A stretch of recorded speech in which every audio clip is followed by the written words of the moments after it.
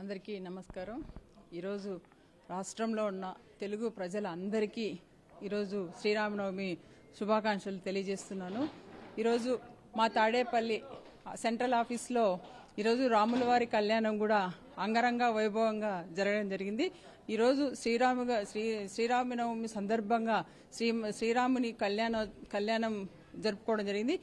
ఈ శ్రీరాముని ఆశీస్సులతో రాష్ట్ర ప్రజలందరూ కూడా ఆయుష్ ఆరోగ్యాలతో ఉండాలని, మరి ముఖ్యంగా మా జగనన్న మంచి ఆరోగ్యము ఆయుష్ ఆరోగ్యాలు కలుగా ఉండాలని ఆ భగవంతుని కోరుకుంటూ ఈరోజు ఏదైతే ఈ శ్రీరాముని నవమి జరుపుకుంటున్నామో, శ్రీరాముడు ఇచ్చిన మాట కోసం ఎంత కష్టాన్నైనా ఎదిరించారు అని మనకు చరిత్ర చెప్తుంది.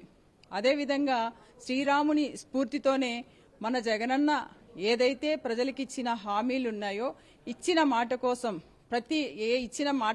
ప్రతి హామీని కూడా 99% నెరవేర్చడం జరిగింది. ఇది ఎందుకంటే ఆ రోజుట్లో శ్రీరాముని స్ఫూర్తితోనే ఈరోజు మన జగనన్న ఇక్కడ 5 సంవత్సరాల పరిపాలన కొనసాగించారని నేను తెలియజేస్తున్నాను. ఇది మన ఈరోజు చూసుకుంటే ఈ ప్రభుత్వం కూడా ఎంత దారుణంగా పరిపాలన కొనసాగిస్తోందని రాష్ట్ర ప్రజలందరూ కూడా చూస్తూనే ఉన్నారు. అయితే జగనన్న పరిపాలనలో ఏదైతే మహిళలకు కానీ, రైతులకు కానీ, ఉద్యోగస్తులకు కానీ, నిరుద్యోగులకు కానీ ఏమైతే హామీలు ఇచ్చారో అవన్నీ తప్పకుండా నెరవేర్చిన ఘనత జగనన్నది. ఆ రోజు ఏదైతే ప్రజల కోసం ఇచ్చారో ఆ మాట కట్టుబడే ఈరోజు జగనన్న రాముని స్ఫూర్తితోనే పరిపాలన కొనసాగించడం జరిగింది.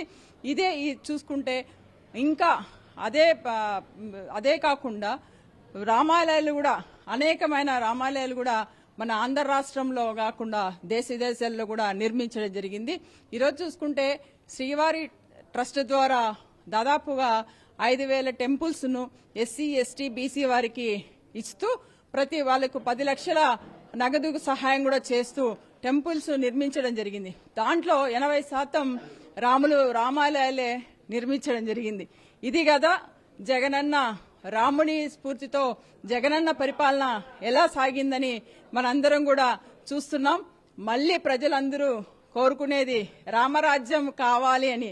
అంటే ఏ రాజైతే ఆ రాజ్యాన్ని మంచిగా చూడాలనుకుంటారో, అంటే ప్రజల కష్టాలన్నీ గుర్తించి ఆ రాష్ట్రాన్ని మంచిగా చేయాలని ఎవరైతే అనుకుంటారో దాన్నే రామరాజ్యం అంటాము.